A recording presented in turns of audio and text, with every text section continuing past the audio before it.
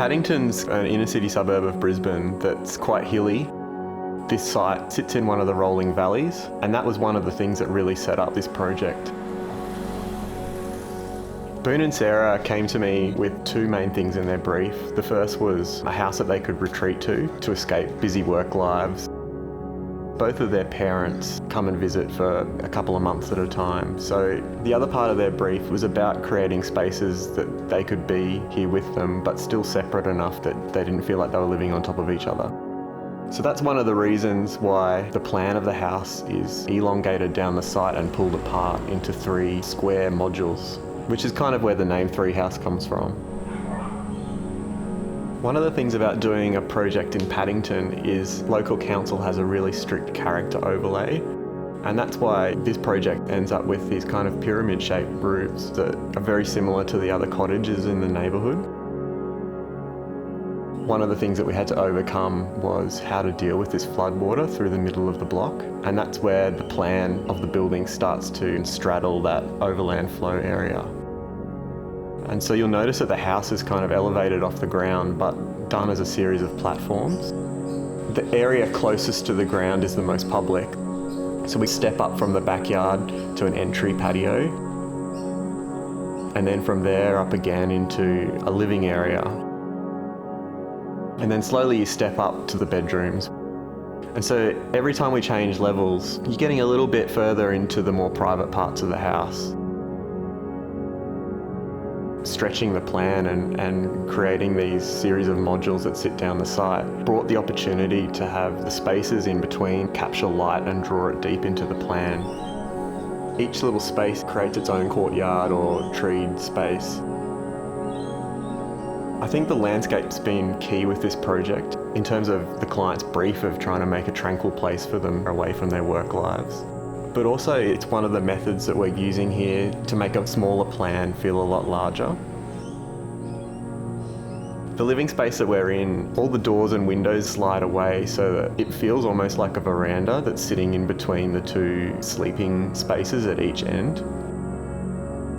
The finishes are a bit darker and all the door and window joinery is painted black. And that's to let your eye draw out into the landscape and make the room feel bigger.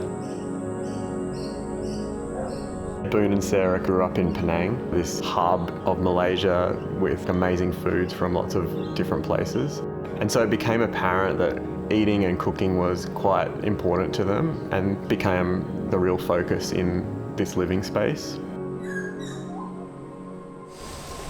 One of the things we've done in the bedroom is kind of flipped the general idea of having a window up high and solid below. In this case, we've got a shutter that's solid up above that can slide down. When it's shut, you still have a lovely view through textured glass and see the landscape below. So you can actually crack them down a little bit and see out, but be walking around kind of just straight out of the shower. Each of the square bedroom spaces of the house have a raked ceiling, and at the top there's a skylight. It's there for ventilation, but the other thing it does is lets in lovely diffused light throughout the day. Constraints are really great in a project. In this one, we were really trying to target a budget. And so the bedroom spaces that you spend the least amount of time in are detailed really simply, just plasterboard walls, timber floor. But the more public spaces that you might enjoy with friends, that's where we kind of use slightly richer materials. So in this living space, there's timber cladding on the walls, much larger detailed sliding doors and openings. I guess one of the pragmatic parts of this project was not to make it too complicated by having only 2 or 3 different types of windows. So I only have to draw them once or twice, and the builder then can work out how to do them, and then we repeat that. So there's the window shutters that you see in each bedroom. There's the louver windows in other places like the bathrooms, and then large timber frame doors in this space. One of the outcomes of having to lift the house up off the ground was it created a series of useful and adaptable undercroft spaces. The chimney's really interesting as well. It's actually holding the house up. It's like the big piece of structure in the centre that everything's braced off. I think that's one of the things that I do in a lot of my projects is trying to make everything have more than one use. I think the nice thing about this house is over time it can be used in different ways by different people as owners change.